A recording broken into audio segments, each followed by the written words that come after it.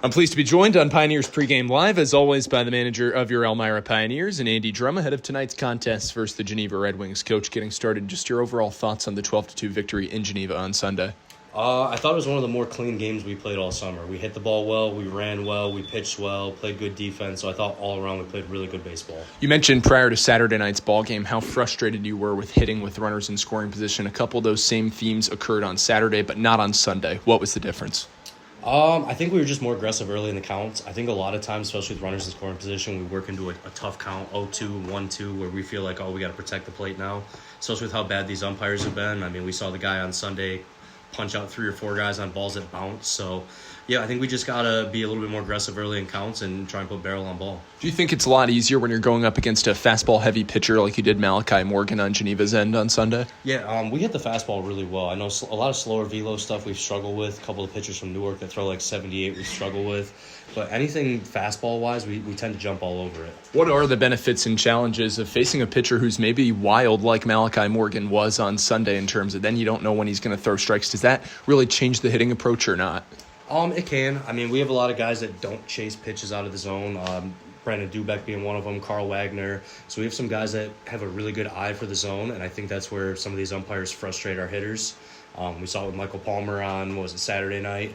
So, I mean, we got to expand with 2 strikes because you never know what these umpires are going to call, but we do a good job of not chasing really bad pitches either. You mentioned Michael Palmer, and he did get thrown out of that game on Saturday night, but how much did that make for almost a blessing in disguise to see different guys inserted into the lineup from the 7th through 9th inning? So I'm actually proud of Michael getting tossed. He needed to defend himself there. Kind of unfortunate because he would have been the guy up with the bases loaded there in the 9th inning, but we got some other guys in there. I saw some good things out of those guys. I think Brooks had a walk. Carranza had a good at-bat there in the 9th inning, too. Hit that ball hard just right at the shortstop. So, yeah, I'm actually proud of Michael for standing up for himself. Not that I ever want to see someone get tossed, but he needed to defend himself in that situation. And do you think short-term memory is such a beneficiary with Mike? I mean, he turns around 2-run double on Sunday. What did you like from him in Sunday's game? I've liked Michael's approach all summer. You know, he seems to put barrel on ball. Even if it's a ground ball, he tends to barrel it up, hit hard. He's had a really good approach all summer, and he's coming really clutch for us in some big situations. You mentioned in the process there Brandon Dubeck. How strong has he been at the plate besides just his eye? What are some of his other traits that makes for such a complete hitter? Doobie's been great. I know he gets frustrated getting walked all the time, but he also has like a .550 on-base percentage at this point. So from a coaching standpoint, if you're getting on base and scoring runs, you're doing the job that I want. I know he'd like to get some more balls in the zone where he could swing, but him getting on base 55% of the time is pretty good. Going back to Sunday's game, a second consecutive strong outing for Bobby Boying. What was working so well for him? Bobby has a really good understanding of how to pitch. Keeps hitters off balance. A lot of times in the dugout we'll be discussing like what pitch he should throw next, and he tends to throw that pitch. Mixes up his heights, he'll be up and down, mixes in his off-speed stuff really well, gets a lot of weak contact as well. So Bobby's been a dog for us all summer. From a physical or mental perspective, how much of a mentor does he play for the rest of the pitching staff? I mean, Bobby's been great. He's good personality. He's always talking to guys. So especially the younger guys, hopefully they're taking in what they can from him and his experience. I know he threw a good amount at Barry this year. I think he has the most innings for us this year. So hopefully some of these guys are really sitting down and talking to him and learning how to pitch a little bit. Speaking of a second consecutive outing, a really strong one to close out the ball game for Michael Cobb on Sunday. What did you like from Mike? Mike's looked really good his last 2 outings. I think the last one was in Auburn. He's coming out throwing strikes early.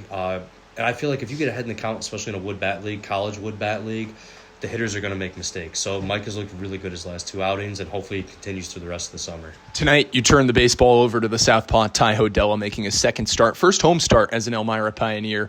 What did you like that you saw the first time from Ty, but how can he fix some of the rough going that he had at Niagara? So I think he caught a little bit too much of the plate there. I know we misplayed some balls. We had the one bounce over Cooper in right field.